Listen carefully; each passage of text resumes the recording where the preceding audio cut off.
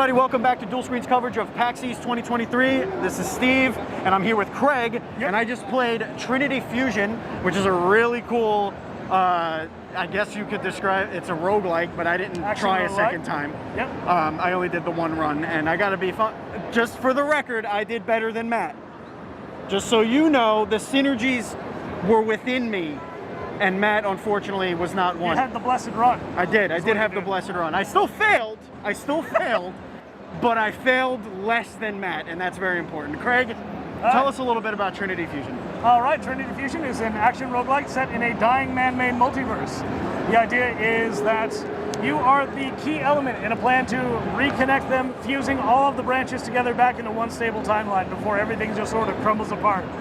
You play as Maya, a woman that is psychically connected to her three alternate selves across the multiverse. See, I didn't catch that. That's dope. It's all good. That's pretty dope.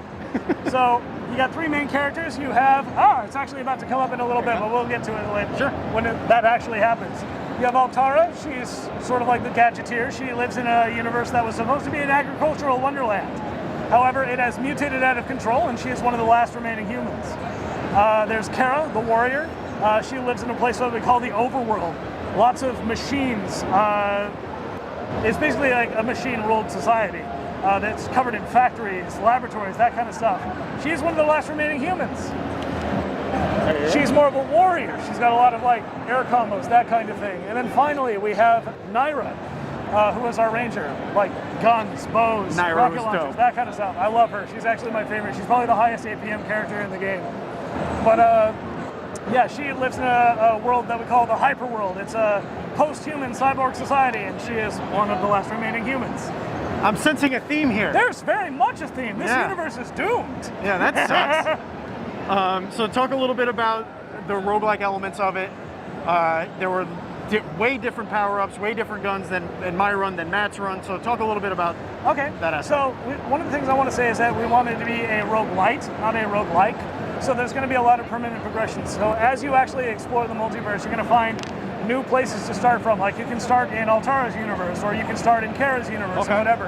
And as you progress, you're actually going to be fusing these universes together. So upcoming biomes would be like these amalgamated versions of the two previous universes that you had sort of like combined. Damn. And as you do that, you're actually going to be combining your alternate selves as well. So like you'll have a version of Kara and Altara that's combined, and you have both of their weapons and abilities that are like, well, again, combined, fused. That's the fusion part. We're not just ripping on Metroid for the name. I gotcha.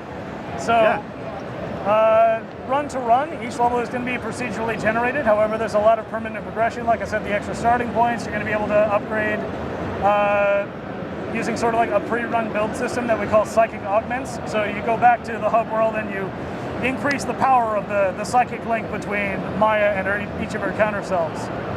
So, lots of permanent upgrades. Damn. It's not like you have to go back to the beginning of the game every run. Thank you. Yeah. Thank you for not making me have to do that. that is what kills me with this genre. But the combat feels fantastic. Thank you. I spent a lot of time on that. The fluidity, the movement, it feels really, really on point. Go a little bit into your philosophy behind the combat design. So the combat design is very much so. You have a primary weapon. Every character has the same access to the same kind of primary weapons. Right. They're all swords, basic like. Yeah, I noticed melee, that I shared that when I swapped characters. They both had the main. Right. I think they were the claws that I had. And then you'll have a secondary weapon that we call the energy weapon. That's usually going to be your big damage dealer. So we want to have this sort of like thing where you spend a little bit of time with your primary weapon building up energy that you spend on these like really big attacks. Like for Naira, that's how you get ammo for her guns. Or for Kara, that's how you get ammo to activate like her big heavy battle hammer. Right. So we want to have this sort of like, all right, I'm going to do these quick slashes, I'm going to step back, and then I'm going to do a big swing. Right. To do like major damage and actually make some progress here. Yeah. So we want that sort of like variety in the combat. That plays well into the enemy designs as well. Yeah. Because some enemies, it's more advantageous to do your quick attacks, get a little stun action, get behind them. You can actually like stun the enemies. So one of the things about the enemies is they all have like one gimmick that's you're supposed to forget in the heat of a battle. So that could be like an enemy that's going to charge you from full screen, or an enemy that has like, if you played Naira, right? Yeah. So that shield guy. So his gimmick is actually like, if he's alone, he's going to just charge you. But if he's with a buddy that has a ranged weapon, what he's going to do is he's going to charge you, and he's going to stop halfway between you and his buddy, and he's going to deploy in front of it. So that way you actually have to jump over him in order to get at the ranged guy who's still shooting him. Yeah.